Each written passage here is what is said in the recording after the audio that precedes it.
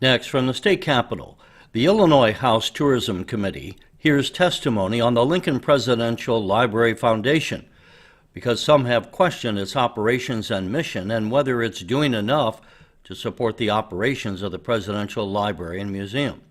Members of the committee also discussed whether the state should bail out the remaining balance on a loan taken out by the Presidential Library Foundation.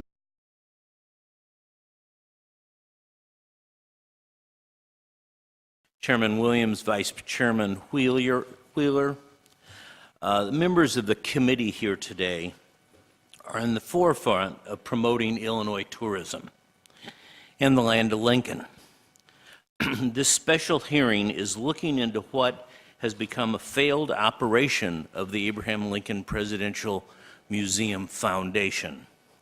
I trust that you here today will encourage the necessary action needed to turn this around.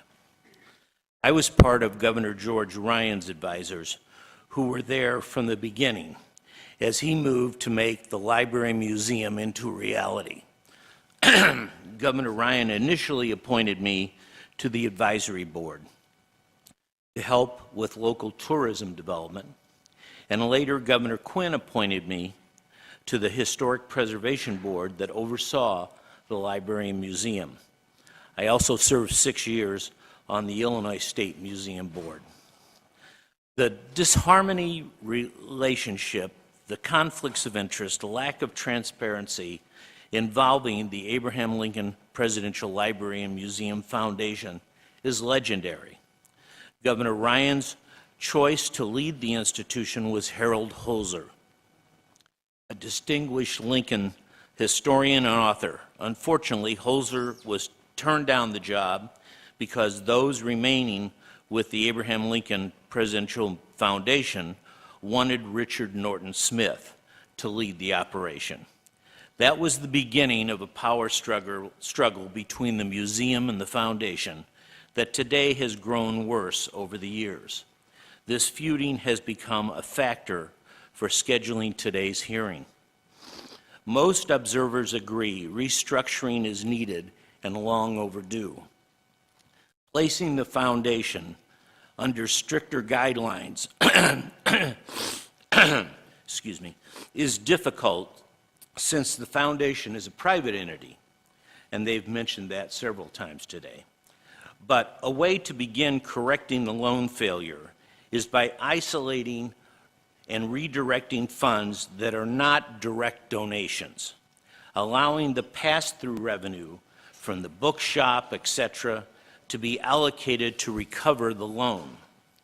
First, in order to place the foundation on the right track, I ask that this committee should make the Presidential Library and Museum Foundation subject to FOIA and routine audits by the Illinois State Auditor General, just like the Abraham Lincoln Presidential Library and Museum is responsible for today as a state agency. Well, believe me, the governance study panel members were hired and funded by the foundation, thankfully in part with the hindsight. An in-depth analysis of the foundation's finances need to be forthcoming. What does the Abraham Lincoln Presidential Foundation raise on its own to support the museum? Not much, counting any grant money from the solicitation of museum staff and setting aside the funds that are passed through giveaways to the museum. The revenue from the museum shop, the subway shop inside the institution, the parking ramp rentals, and from caterers and event rentals for the receptions. Where does the foundation money go? It's been going for special events and foundation payrolls. It has helped with some special exhibits. At one point, staff salaries have grown to $1 million annually. Because of the large staff, the foundation in several years has faced deficits.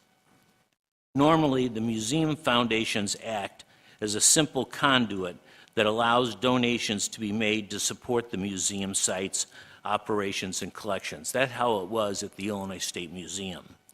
The foundation operates with an overhead that is questionable, a separate payroll under no established Illinois audit guidelines.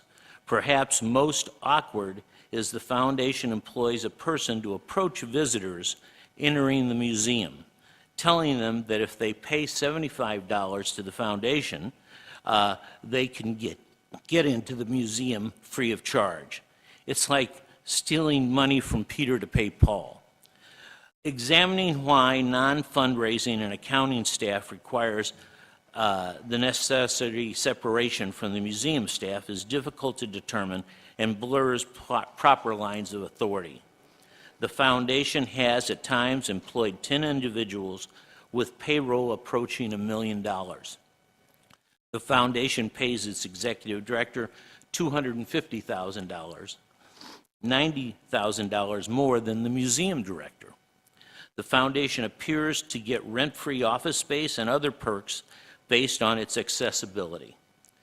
Let the State Auditor General determine the savings and financial benefits of placing any foundation non-fundraising operation staff and non-compensation staff on a leave. The committee should halt their non-fundraising activities for the next year, and the public and this committee must pressure the foundation to concur. All auxiliary income from the bookstore, cafe, parking ramp, space rental fees should be diverted to recover the Tapper debt. Eliminate the foundation finder's fee for any grants and the library receives, allowing 100% of the funds to be utilized. Well, believe it, the government study panel members were hired to fund by the foundation. Thankfully, in part, in the hindsight of Speaker Madigan and other legislative leaders, the foundation's governance panel proposal was not adopted. Today, no one would dispute the foundation's failure to manage funds prudently. Please understand that we're about to lose the $25 million Louise Tapper collection. Recently, in a plea to help, the $250,000 executive director of the foundation established a GoFundMe site that has brought in little over $33,000. And just last week, the national historian Doris Kearns Goodwin offered assistance to discuss a new book on leadership, appearing at the museum for a private ticket fundraiser, which the foundation reported raising $100,000. Doris and I spoke privately the next day after the event, realizing that these amounts don't come close to paying off the $9.7 million to of the refinancing loan. Sadly, it does not seem feasible in the next year that the Tapper loan will be repaid if the foundation practices continue. Unfortunately, because of poor negotiation skills, the entire collection is subject to forfeiture. The foundation lost the bank loan commitment and proceeded with a subsequent loan contract under the conditions that I do not believe were sensible. The loan was hurriedly presented to the IHP board with a legal opinion with little time to research for better options. Mr. Leone, you've now exceeded the time of every other presenter, so if you could kind of wrap up, that would be great. Okay, I will just wrap up. I'm sorry. Oh, that's okay. We just want to get to the questions of the members. Okay. Thank you. I will wrap up by just saying that we really do need the Auditor General to look at the foundation's books. It should be done, and we should divert whatever funds that are not used presently for their fundraising operation to pay off the Tapper loan, and then see if the state needs to bail them out. Wonderful. Thank you for being here today, and we will now proceed to questions. I think Mr. Lowe, probably Dr. Wheeler and Carla maybe could approach the panel, and if there's questions for others, they can come up as appropriate if that works. And Let me hear. I think if there's a question directed to you, you can come back up. How's that? Okay. Yeah, Okay. we'll do that. Thank you. Okay, members. I see members with binders. Okay. Go ahead, Representative. Please. Thank you, Chairwoman Williams, and the great members of this wonderful committee. So glad to see you in Springfield. My question, it's probably two or three parters, starting with Mr. Lowe.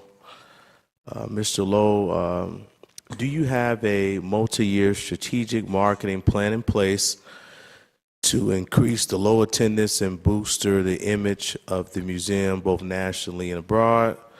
Once you answer that, I'll continue to my next question. Yes, thank you. We do indeed have a marketing plan. When I arrived here in 2016, we did not. There was no money being spent on marketing. There was no plan of how to move forward in marketing to increase our attendance. We since then have put together that marketing plan that uses both traditional and social media marketing of how we move forward with hopefully bringing more people in to our museum, to our programs, to rentals, all those other things that help bring people in the door and expand our brand around the nation and the world. I have been preaching the fact that we can do that, and we have started implementing that. But the real thing that's going to increase our attendance is by refreshing our permanent exhibits and by doing good special exhibits. So in the latter, in special exhibits, we put together what will eventually be a 5-year plan so that we can properly plan and market those special exhibits. Right now we have a 3-year plan, but we're slowly getting there. When I arrived here, we had a 0-year plan. So we've made great progress, and soon we will have that 5-year plan so we can actually tell people this is what we're going to be doing in 2020, for example, and we start that marketing very early on.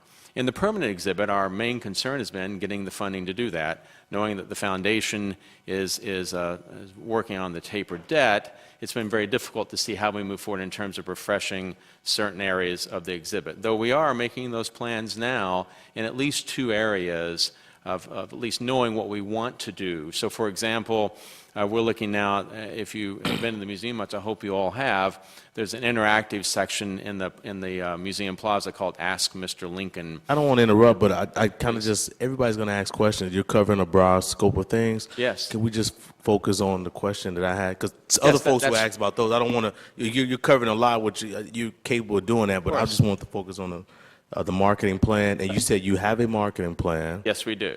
It's a 3-year marketing plan, and it's social media based. And the marketing plan is broader than that. The 3-year plan is how we're marketing special exhibits specifically. Mm-hmm. The marketing plan itself is a multi-year plan going forward of how we're going to market permanent exhibits, special exhibits, programs we're doing, and so forth. Because one of my issues, I live in Chicago. I mean, I frequent all the museums. Mm-hmm. The Chicago museums, I mean, you can't watch a show without seeing a commercial, social media pop up. I'm on social media every day, socially and, for the state rep purposes. I've never, ever seen any marketing of the museum in the Chicagoland area. If it is happening, it's not happening well. You have probably 50 members of the General Assembly who send out emails. I sent out 5,000. I've never been asked to send out anything to my constituents, to bring children down. If you're marketing, it's very difficult to say that it's effective or even any attempt. I mean, I can give you a person, anybody can give you somebody, just to do something.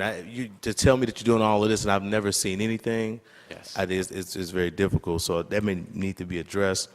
I think my last question, segueing to my last statement, is there a board of trustees governing the museum? You have a board of trustees? Our board of trustees has not been appointed yet by the governor, no. You don't have a board of trustees? We do not. Okay, and you don't have it because it just hasn't been appointed by the governor? That's correct. Okay. Has this had any effect? I mean, because it's kind of like a one-man show. Do you think you need a board of trustees, or have you requested from the governor to We would assist? love to have a board of trustees, yes. I know that has been thought of since we achieved standalone agency status, but has not been accomplished yet. And have you made a request for a board of trustees immediately or at any point? I have made recommendations in terms of potential members of the board of trustees. We've had conversations with the governor's office about that, but it's not occurred yet.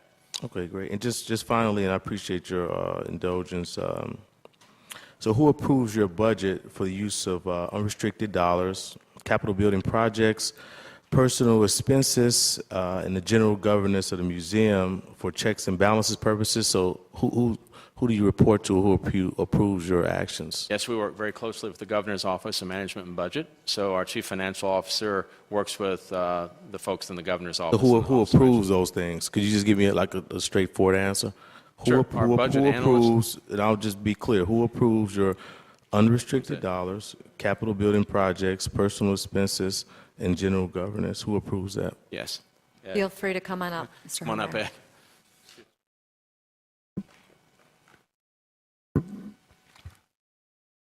Ed. Thank you. This is Ed Harmeyer. Our operating budget is approved by the General Assembly, to answer your question directly. I didn't say that's not the question directly. I'm pretty clear. I said, who approves your budget for the use of unrestricted dollars, capital building projects, personal expenses, and day-to-day general governance? So could you answer that for those particular categories? Personal expenses and capital is all approved through the General Assembly. Unrestricted dollars, we have one locally held fund, which is called the House Fund, and that was a probate gift that we received, and that is audited, just like any other account, by the Auditor General. And the expenditures through that account are limited to the status of that gift. That was only for the library and libraries related operations. Who approves that? You told me who audited it. Who approves it? The director approves it. Okay. To the Hostic Fund, that's correct. All right, great. Thank you. Thank you, Representative. Finally, I'm sorry. Ray McCaskey, is he on the? Can you come up, please?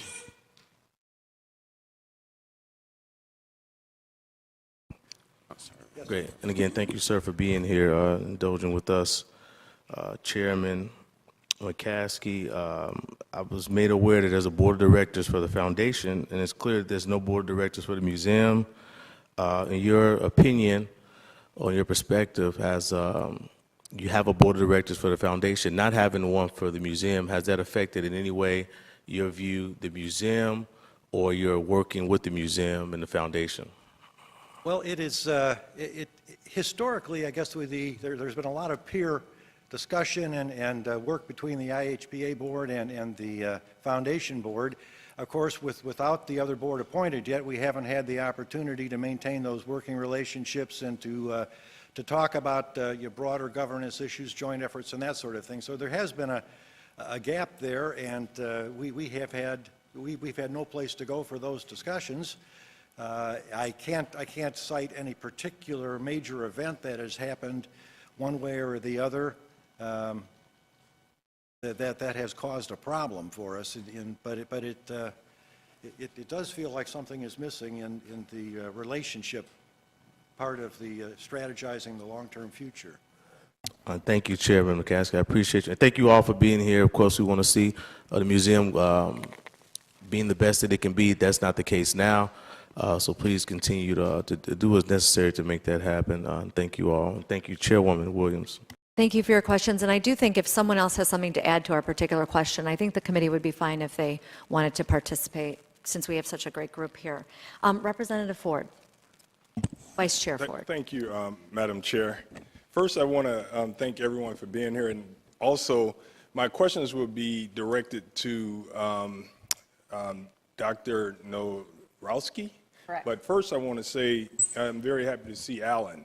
Alan, we've worked together and we continue to work together, and you've suggested that you do need help getting the museum recognized more, and you even came to Chicago to the A. Philip Randolph Museum to reach out to that board and to other people in Chicago. So I thank you for that, and I'll continue to work with you to try to make the museum recognized even more. I'm a member also. Thank you for that. Also, I like the museum not just because it's one of my favorite presidents, but you also have Frederick Douglass in there. And I enjoy taking a picture with him every time I go there. So thank you. So my questions will go to Dr. Norowski. Is that correct? Correct. Thank you. So could you tell us about the board and who they are and how they were selected and why they served? Yes, as our chairman mentioned, we have a board that can go up to 40 members. We currently have 34. The board was initially constituted back in 2000, and we have a nominating process for the board. We have a nominating committee, and that committee will accept nominations from the broader board to consider. There is a vetting process. The committee will consider all nominations, and then they themselves vote as to whether or not a candidate's candidacy can go forward. If it does, then they meet personally with the candidate. If after that they feel the candidate should be brought forward for a vote of the full board, they are, and then the board votes on that candidate. Okay, so you have two boards, right? You have the foundation and you have the museum. And this is a real quick question and could be contentious, but the question is, do the two get along? Well, we have a board, which is a private volunteer board, and then there is the publicly appointed board. As was just mentioned, the publicly appointed board has not been constituted for about 2 years. Prior to that, what I would say is that there may have been governance issues from time to time that were discussed, as Chair McCaskey just said, at the peer-to-peer level, but we always got along to get the better work of the institutions done for the betterment of Abraham Lincoln and the museum and library. Thank you. And if taxpayer money is used to provide a state grant to pay off the debt for the collection, how would the foundation handle the funding? And can we be assured that the money won't be stored away and used for something else? And I think you spoke about the fact that it would be 90 days after the payment is made that it would be paid off. But can we be assured that the money will be used only for the collection payment? Absolutely. As you just mentioned, within 90 days of our fulfilling our financial obligation with the bank, whether it's not only turning 100% of the money that would be provided by the state over to the bank to pay towards the loan, we would then turn over the collection for ownership by the state in perpetuity. That's great. And I don't know if it was said already. Sometimes I start thinking about something else, but I'll just ask you walk us through the conversation the conversations that were had when the collection was purchased. Who approached you and what commitments were made at the time that you were approached? I personally was not involved in the organization at the time it was purchased. However, I've talked to many people who have, and I've kind of lived this for the last 7 years, and my understanding and what I was told was that the Board of Trustees of the IHPA, in conjunction with the Executive Director of the Museum and Library, as well as the State Historian, came to our foundation board and said that they wanted this collection, but obviously being 2 years old, could not afford it. We were only 7 years old, and we too could not afford it. And so we went about the process of finding financing so that it could be purchased. So it's important to me that the collection is protected for the legacy. So realistically, what is our deadline to decide about providing you state funding for the collection to prevent the items from being auctioned? Well, as was also very public, we already held an auction to auction off some non-core items that were related to Marilyn Monroe, who was a Lincoln collector, and so it was tangential.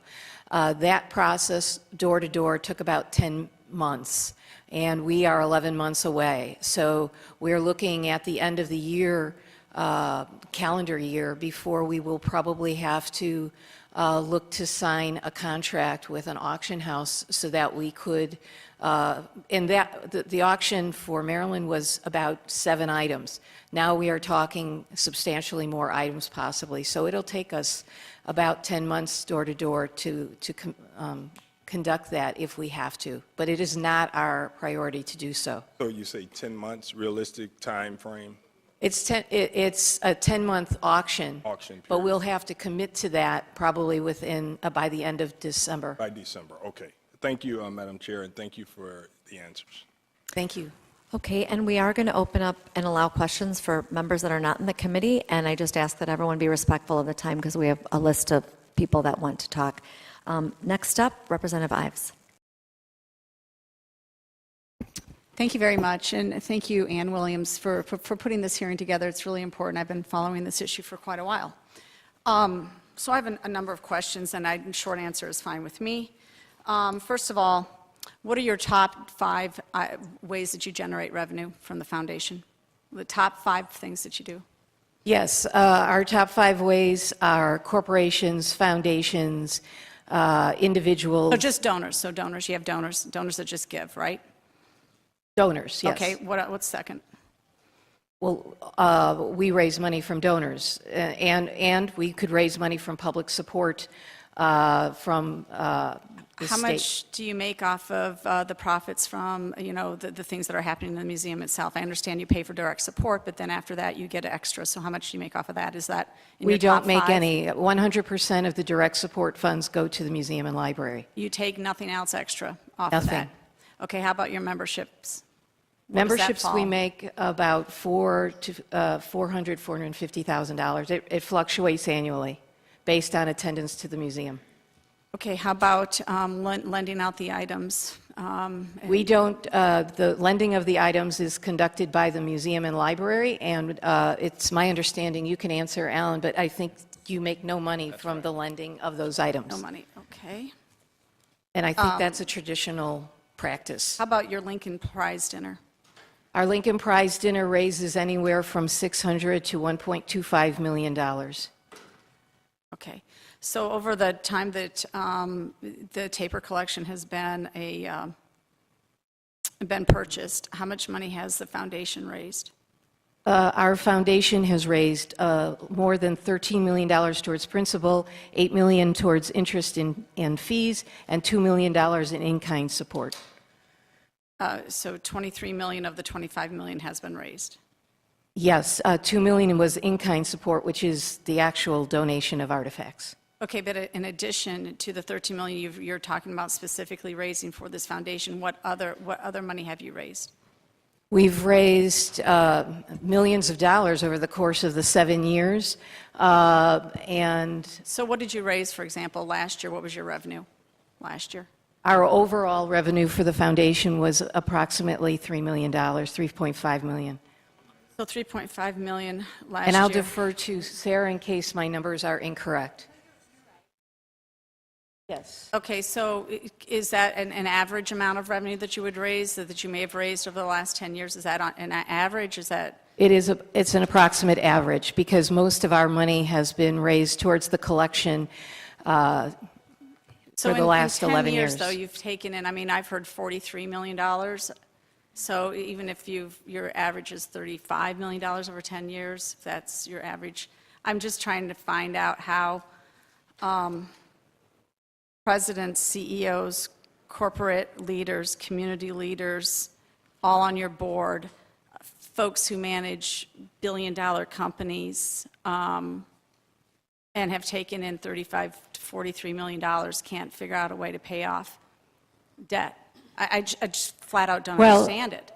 That's a reasonable question. And in the fundraising world, it's historically people say that the number one difficult thing to raise money for is endowment. They never even include debt on that spectrum because most institutions don't have to raise money for debt. And most people don't want to give money for something that you already have full use of. So they don't see that as an acquisition. They feel that it's already been acquired. So it's very difficult to go out and raise money in that instance. So then so the $3.5 million that you've been raising, okay. What else have you bought with it? Well, we share it with our colleagues across the street. We've underwritten special events. We recently underwrote a complete $300,000 match towards the Papers of Abraham Lincoln's greater match from the NEH. We provide money for projects and programs, educational programs, field trip grants for students. there's a variety of things that we've raised money for. Okay, and what are your daily duties? My daily duties are I am the CEO, as CEO, as I'm the chief ambassador of the institution. I raise money for the institution. I oversee, with my chief operating officer, the oversight of the staff. I'm a liaison to the museum and library. When it is constituted, I am a liaison to the board of directors of the agency. I meet with donors. Okay, all right. Do you live here in Springfield then? I do not live in Springfield. All right, so moving on here just briefly. So not only was the hat's provenance in question, there was also the Lincoln clock and Mary Lincoln Ford's theater fan. Has there been any work done to further prove that those are authentic? I would defer to our state historian, who is the provenance person. So the provenance of the If you could just announce your name before you speak, just so we have it on the record, Doctor. My name is Dr. Samuel Wheeler, State Historian of Illinois. The provenance of the stovepipe hat has been the main one in the news. In August of 2018, Director Lowe told me to conduct a thorough investigation of the provenance of the stovepipe hat. My team and I have been doing that ever since. We've gone to great lengths in that process. We've done hundreds of searches and in thousands of newspapers using digital tools that weren't available a decade ago. I've been to Southern Illinois and archives and courthouses, et cetera, really doing a lot of that provenance work on the hat. As far as the, and that work is ongoing, by the way. Okay, so it's not, you haven't finished that? Oh. You haven't made it, okay. No, we're a little more than 60, 70 days into that process. But you did DNA test it, right, and then didn't tell anybody for a while? I certainly didn't DNA test anything. I was under the assumption that it was DNA tested. Yes, it was. Okay, so it was DNA tested by the foundation, and then the foundation never shared the results? No, we did share the results. We shared the results with the director of the agency and the director of the museum and library at the time the results came. When was, they were not made public, though, however? They were not made public unless the director of the agency and the library put them somewhere where they... When was that testing done? The testing was done, I believe, in 2013. Yes, 2013. Yeah. Okay, yes, sir. Yeah, I'm Alan Lowe, the director of the Library Museum. The DNA testing, from my understanding, was done by the foundation in 2015. The results came in 2017. I was informed of it in early 2018 in a meeting in Chicago with Carla Norowski. I was not told of it when it was done. When I arrived here as executive director, what I was told is that DNA testing would not be done because of potential damage to the hat, and that it would most likely be inconclusive even if it was so done. When I was told in early 2018 that it had been done, I was told that it was inconclusive, which was, I think, what we all expected if it ever was done. I was frustrated I had not been told about it before, and came back and talked to the state historian and said, we need to probably think more about the hat. I knew it had been an issue before, but we need to kind of look into our records and see what else we can find out about the hat. So I was not told about it when it was done. I was not told that it had been done when I arrived here as director, which I wish I had been told that. That would have been the appropriate thing to do. Okay, thank you. If I may So just back in- clarify, if I may, again, the DNA testing took place before Director Lowe came to the museum and library several years before, and we did communicate that to the agency director and the then director of the library and museum. Well, this has been a very contentious issue, and for the fact that Mr. Lowe doesn't know about it, I find problematic as the person who's directing the director of that. So additionally, though, this was written by Seth Collar. He was the one who did the appraisal on the items, and this is on 3/15/07. And he basically says, I hope you don't find this too presumptuous. I'm writing to suggest that you proactively answer questions that will most likely be asked when the acquisition is announced. For many of the artifacts, such as Abraham Lincoln's gloves, glasses, and presidential seal, the authenticity or provenance can be very easily answered. And I believe from my own inspection that the authenticity of the documents is self-evident. Key items I think you should anticipate having to explain in more detail are the hat, the law office clock, and Mary Lincoln Ford's theater fan. So if these items are still in question as to their authenticity, what other items in that 1,500 collection are in that same boat? I've heard that there's also letters that he flat out rejected and said that is not Mary Todd Lincoln's memo. So I'm just very curious about what you've done further and whether or not this collection is as authentic as it's supposed to be. Again, I would defer to provenance Yes. questions to the state historian, but I can tell you that we, as was mentioned in the remarks of our treasurer, that we recently conducted an appraisal in 2018, and that appraisal of just 3% of the collection, not including the hat, was valued at $10.3 million, more than the remainder of the debt. Well, would you be, I mean, if you put it up for auction, then you can pay off your debt. There's no doubt about it, 3% of that, maybe that's something we should look into.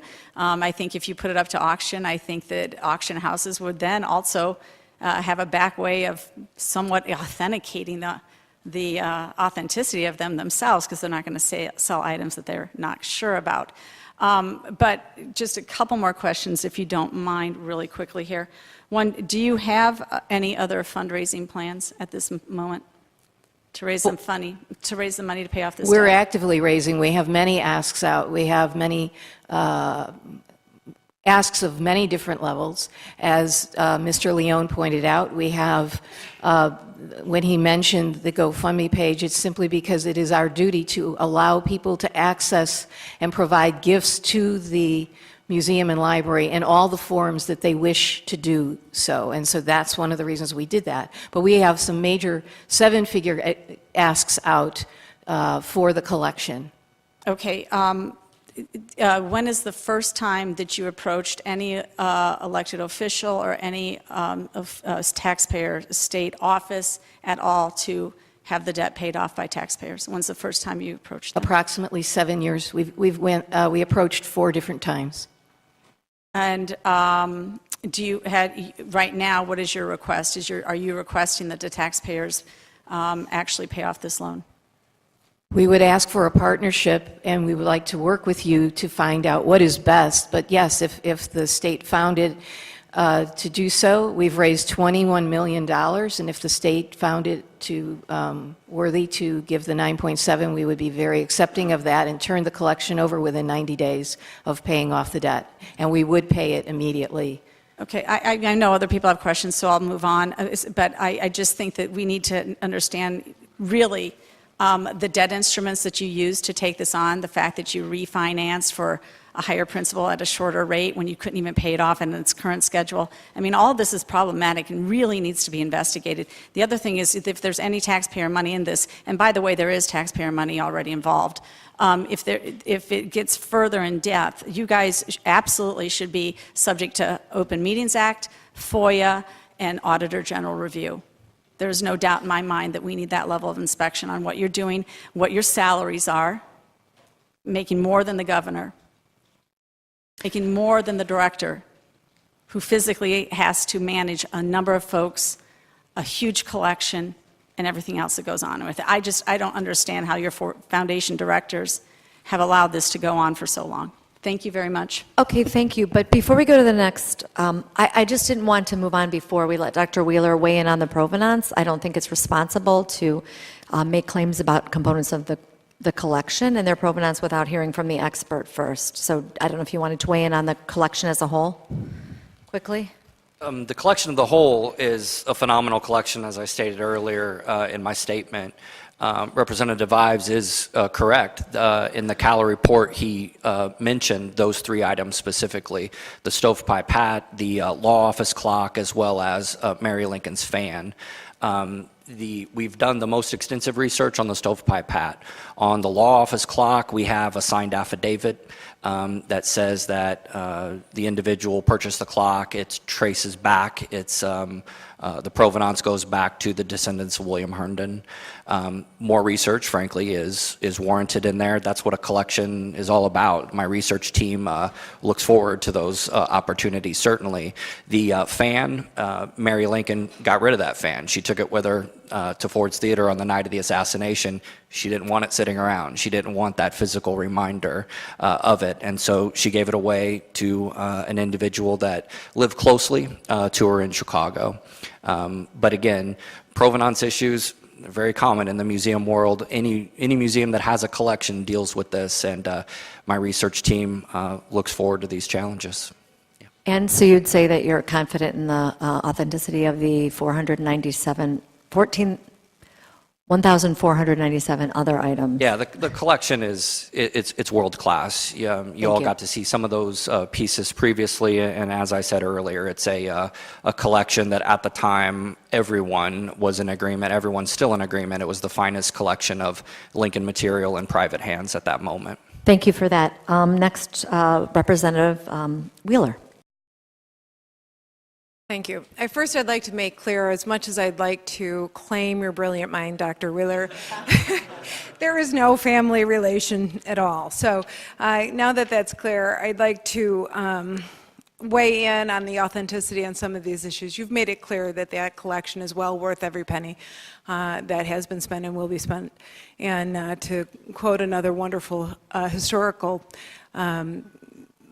famous person, that I believe that that is much ado about nothing. I really do. In regard to the damning accusations that the money that is raised and is poorly spent, I'd like, Sarah, you are the fiscal, the treasurer of the board. You are a volunteer. I'd like you to at least respond to some of these damning accusations that the money is ill spent. The money is squandered on salaries. The money is not being appropriately and judiciously spent. And I also would like you to remind us again how you thought earlier in the year this debt was going to be paid, and then the rug was pulled out from under you, if I understand, just a few short months later. So that's a lot to unpack. Sorry. I guess I'll address the finances first, some of the questions that you raised. And so as Dr. Narowski mentioned, we do bring in about $3.5 million a year through unrestricted funds. Some are restricted funds. Some are the direct support that just flow through. I mean, so it doesn't stay. It does come through and is included in that $3.5 million. So that's about $625,000 in the direct support of that $3.5 million that flows through that we don't touch. So, you take that out of there. Our biggest fundraiser is Lincoln Leadership, and we have raised anywhere from $600 to $1.2 million on Lincoln Leadership. That's net. And so we've had, like, Spielberg was a huge event for us. We were fortunate enough to raise over $1 million net. That went directly to the debt. A lot of our donations, though, are more restrictive. I mean, because people want to see it go towards exhibits or specific items, to help school kids come through. So while we do have included in that $3.5 million, and then you take out the $625,000 direct support, you get down to just over $2. Some of that is directly for and restricted for specific events and exhibits and that. So we, as far as expenses go, so on the revenue, you figure about $1.3 million in unrestricted coming in, another $450,000 in memberships coming in, and the rest is, some interest income and, various other things. So as far as expenses go, we have a staff, I think maybe 8. I mean, it's a very lean staff that handles a lot. And we put a lot of pressure on them to do a lot within the organization, do a lot of fundraising. They are meeting with very high-level donors across the country, and we're looking for large gifts all the time. So I know they have a large responsibility every day in gathering that money in and responding to that and keeping track of it. So it's not a large staff at all. And just to remind us, your board of directors approve the salaries of the folks who work at the foundation? We did. It comes through our budget, and we have an annual budget that we approve for every fiscal year. That budget was just recently approved. And then debt. We used to when I first came on, pay $500,000 a year towards principal on our debt, and that was required by the bank, and in addition to all the principal and fees. And we were unable to meet that obligation for a few years. They also had several covenants that they placed on us, and in banking that means they want to restrict, because the bank is nervous because their collateral is essentially these very valuable items that no bank would ever want to foreclose upon and take, right? That would be terrible to their reputation. So, so they had some covenants that they placed on us to very much restrict our expenses, which we were fine with, and then also to ensure that we were doing the fundraising. The fundraising for a few years wasn't as much as we had hoped, and so we were unable to meet those covenants as that goes. Our expenses were always in line, but it was the fundraising. And most importantly, we were unable to make the obligation of $500,000 a few times. So we renegotiated it. I was nervous as a banker, frankly, that they would not want to renew our debt, given that our problems are our cash flow.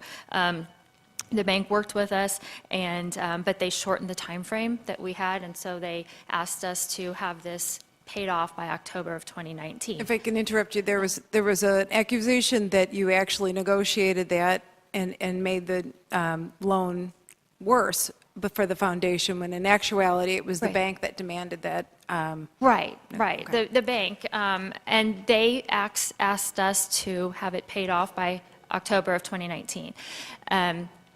So they reduced the amount of payments that we had to make, so we now are only responsible for $250,000 a year in principal reduction, which on one hand is nice. It's only $250,000 a year in principal reduction. On the other hand, we're not making much dent in that debt.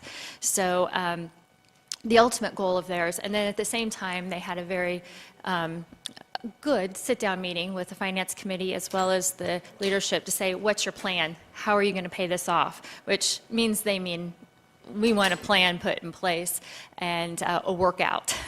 So we put together some of the things that we're working on as far as donations, and everyone asks, what's the state of Illinois doing for you? I mean, that's what everyone asks, is the state helping in this? And we say, we have asked. So as far as our debt, that does come up. It matures in October of 2019.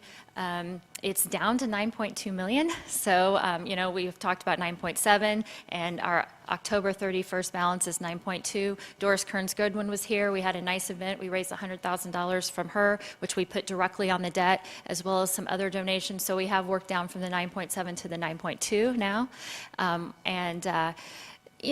Having debt means you have interest expense and fees, and unfortunately that's the cost of having debt, and we want to make sure that instead of paying that to interest into the bank, that we are able to spend that extra money for the museum and give that to them. So as far as, in your opinion, you're a president of a bank. Yes. You're the treasurer. Yes. In your opinion, has this foundation been poorly using the money that they have been? Absolutely not. Okay. Absolutely not. They do a very good job at fundraising. They keep their expenses very, very lean, and they manage as far as 2 signatures required on everything. I mean, I sign off, somebody from the foundation. So as far as audits and controls, we have an independent audit every year. We do reporting to our board of directors. We provide reports of our direct support as well as our 990 to the museum. We are an open book, and lots of controls. So if I wanted that information as Joe Q. Public, I could get that information? Our 990 and our audit are available, yes. When was the last time you had a finding on one of your audits? Never have. And Okay. we have had one annually and never had a finding. That's impressive. I Yeah, think you it might is have mentioned that impressive. earlier. Earlier this year, what was the arrangement that the governor had promised in regard to paying down the debt? Well, the funds were actually, as I understand, appropriated, or there was money in the tourism budget, as I understand it, that was left see over, that. and it was promised that it would be used for this debt. And I believe that was 9 million something that was going to be used for this debt. And that was the impression that I was under, but that never came through. No pun intended, did you bank on that? For real, were you like, okay, this is our plan? We Because did. it's overwhelming. We were very excited because I know when we talk to donors think that the state should help, and they want to know what the state is doing. And so a private-public partnership has worked in so many different areas, and I think if we could get some money, then it would also help our public donations as well. But we were hopeful and did not see that come through. Thank you for answering Thank the you. questions. And Kelly Burke in the chair for a moment, if you will, and Representative Butler. Thank you, Madam Chair. And I would just start by saying to you, Ann, and to Republican spokesperson Barb Wheeler, thank you very much for having this. We've had a lot of discussions about this over the last couple months, and I appreciate your willingness to do this. And for me, I have a whole line of questions, but obviously we go in session at noon too, so we got to get out of here. But I just want to open with kind of a statement that's saying this, for me, this is about transparency.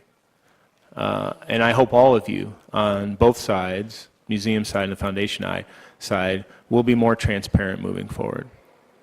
I've had a lot of discussions with museum staff. I've had a lot of discussions with the foundation over the last several months. I have wanted to be helpful. And I've been in meetings with the foundation staff where I've talked about trying to be helpful. I can see the reason why you're asking for state funding. And in transparency, in all transparency, I've met with you. I interviewed for a job with the foundation in 2008. I've been friends with your COO and her husband for a long time. Her husband was a fraternity friend of mine from college. So this institution, I worked for Ray LaHood for 14 years. He and Senator Durbin helped secure the federal funding to build this institution. I've been involved with this issue for a long time. I'm a member of the General Assembly who lives closest to the Abraham Lincoln Presidential Library and Museum. While it's not technically in my district, I get to go by it every single day. And as been said before, this is a gem. Gem isn't even the right word. This is a building that needed to be built to honor our greatest president. And what has happened over the last several months is absolutely a shame. To have front page stories in the New York Times making light of this great institution should not have happened. Should not have happened. And so I think moving forward, you need to work collaboratively, and we need to come up with solutions that work. I don't know if you're going to get state funding. I don't know. I don't hold the gavel, and I'm not the governor. But I have a hard time going to bat for state funding in the current environment. I'll tell you that right now. So with that, just a few questions. Sam, Dr. Wheeler, if you could enlighten me a little bit more about the provenance of the hat and what your expectations are when you might have some conclusion to what you're doing. So the provenance of the stovepipe hat, we have an affidavit that was signed in August of 1958 by a recent widow, and she said that she inherited this hat from her departed husband, who was a member of the state legislature multiple times. He inherited the hat from his father, who was a somewhat prominent farmer in Murfreesboro, Illinois, down in southern Illinois. The story was in the family that he acquired this hat in Washington, D.C. during the Civil War from the President of the United States, Abraham Lincoln himself. And so we have done a tremendous amount of research to try to verify that story, to find, did that farmer indeed go to Washington, D.C. during the Civil War? We are currently doing all sorts of research. I talked a little bit about some of the newspaper searches that we've done. We've been to courthouses looking at wills, et cetera, following every lead. I can't tell you how many phone calls I've received from great members of the public that think they can shed some light on things. And I've also traveled to Iowa, and I've spent time with the previous state historian, who was the individual that was a huge supporter of the Taper collection, and his predecessor was the owner of the stovepipe hat, who sold that to Louise Taper. Through that conversation, I received just last week 2 letters that were previously unknown to anybody from that widow, Clara Waller, where she talks more about some of the story beyond the stovepipe hat. And just to show you, how research works, this is so exciting to people like me. Now we have a researcher at the National Archives in Washington, D.C. today, following up on some of those leads. I can't wait to check my email to find, what's the breaking news, what has he found? But that's how, these things work. This is why we do what we do, because research and connecting these dots is so phenomenal. When's it going to be completed? I don't know. We're really early in this process. We've undertaken dozens and dozens and dozens of different, sorts of activities to try to connect these dots. My team and I, it's 3 of us, we went through 56 years worth of incoming correspondence to the Illinois State Historical Library, page by page, including the carbon copy responses that librarians, our predecessors, gave, looking for clues.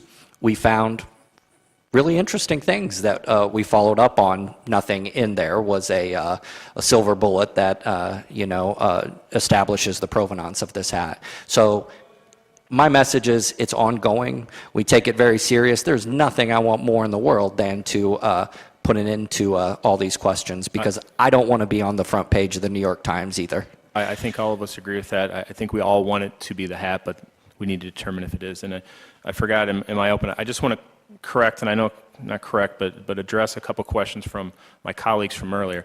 And the current structure of the museum came about very recently. It was Public Act 100-120, which went into effect in August of 2017. And it was actually a bill sponsored by Speaker Madigan. And the museum's board is part of that new act.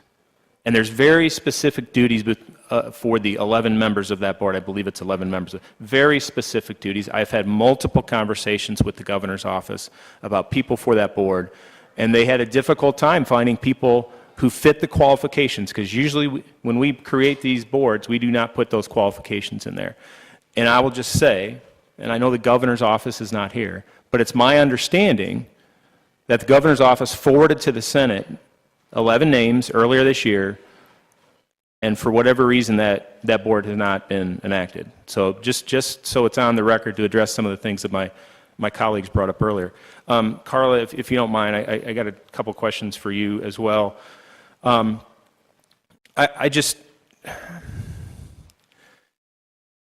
So this DNA analysis, you engage the Federal Bureau of Investigation. So this was done by the foundation, correct? The DNA analysis. Thank you. Correct. Can you just walk me through how you engaged the FBI to do this analysis? That was done by an independent committee appointed by our board chair, our then chair, Wayne Whalen. And the committee was put together. When we say independent, it means that the people who were members of that committee were not present on the board at the time that the collection was purchased. So they had nothing to do with that. And they engaged the FBI to carry out the DNA research. How do you engage the FBI? Unfortunately, I was not part of But you were that executive discussion. director at the time, Pardon? correct? You were executive director at the time? Yes, but the independent committee, Who chaired the independent committee? the chair of the independent committee was Nick Kalm. Who is a member of the board, correct? Correct. Okay. How was that carried out? Was the director of the museum, was the governor's office, was anyone informed that the FBI would be coming into a state building to do a DNA analysis? Again, I was not part of that, so I'm not sure, Can but we I get do know answers to that. that? Pardon? Can we get answers to that? Can we hear from Nick Kalm, maybe, if he was chair of the committee? Nick is not here today, but I do know that Nick has answered that question to many people, and we can get that answer for you, He absolutely. hasn't answered it in a public setting like this. No, and we can get that answer for you. Here's my problem. okay? Did anyone from the museum, who coordinated the visit of the FBI to the museum? The independent committee in conjunction. No, who on the staff level from the museum side coordinated the visit of the FBI to the On the museum? museum side? Yes. It's my understanding the Lincoln curator. Anyone else from the museum know about it? Not to my understanding. The PIO, the executive director, anyone, the chief of staff, the janitor? I was told the Lincoln curator. So we had the Federal Bureau of Investigation come into a state facility and do multiple, it's my understanding if I read the report, multiple times they visited. Did they come in and was it Mulder and Scully and they show their badges, or did they come in under some other pretense? I was not there, I couldn't say. Okay. Well, I think we really need to honestly, I think this is a serious constitutional question. That a private entity engaged the Federal Bureau of Investigation to come into a state facility to analyze items in that state facility. That scares me. That honestly scares me. And that really concerns me. The 2013 report, was that another independent committee that was done under the... That was the same committee. No, so that was the Rubenstein-Lewis report? Yes, that was commissioned by the same committee was committee. in for several years? No, that was the same committee. Yeah, I can't tell you the exact number of years the independent committee was engaged, but until their work was done. So was that report, the 2013 report, relayed to the museum at the time? It was reported to the executive director of the museum as well as the director of the agency. And when was it reported to them? It was reported in real time as it was reported to the board of the foundation. So what did you think when you read that report from Rubenstein and Lewis? I felt that they were two people who were experts in the field. That's why we engaged them. And those were two opinions. And we provided the information to the museum and library as well as the agency, as we should. Did you have a historian on your staff, on the foundation staff? At the time we did. How long did you have a foundation historian? I believe at the time we had a foundation historian from the time that I started, which was in 2011, but he was engaged prior to that. Okay. And so when I go back and read materials from the foundation and from the museum, very honestly, why did we continue to sell the hat as Abe Lincoln's hat when these questions had been raised from this 2013 report? Because the questions were raised, but they did not confirm or deny the provenance of the hat. The hat provenance was the same provenance that it was when the state of Illinois historians vouched for it and asked us to buy it in 2007. Okay, so given what you know today, are you continuing to raise funds based off the hat and selling the hat per se? We believe in the provenance of the hat, but the hat has been, the funds raised for the hat have been already raised, and we are now raising money for the other 1,399 items that we want to retain for the collection. Okay. And Madam Chair, I'll wrap it up here in a little bit, but can you, and I'm going to ask you. We're on in noon, and we still have a couple more, so. Okay. Pardon? For Director Narowski and for Director Lowe, I'm going to ask you both the same question. So Carla, can you tell me what your day-to-day working relationship is now with the state side, with the museum itself? Tell me what you think your relationship is right now. I think our relationship is not as strong as it was when Alan first came. I have always valued my relationship, my working relationship with Alan. I think we've achieved a lot of good things together. I think we have the opportunity to continue to do this. We've worked together to try to retire this taper debt, and I think that we can do it when we work together. Alan? I've worked with a lot of good foundations in my career. I know the importance of a foundation supporting this institution. Carla's right in the past 2.5 years, we have had many opportunities to work together. The relationship right now is indeed strained because of a certain lack of transparency, the DNA test being part of it. The 2013 report you spoke of, I learned of in August of 18. So 5 years after that, a report from two very distinguished professionals who I think very highly of, that was an important part of the equation I needed to know. So that kind of thing has indeed strained the relationship. I stand ready to work closely with them and to return to what we had before in terms of moving the institution together down the road.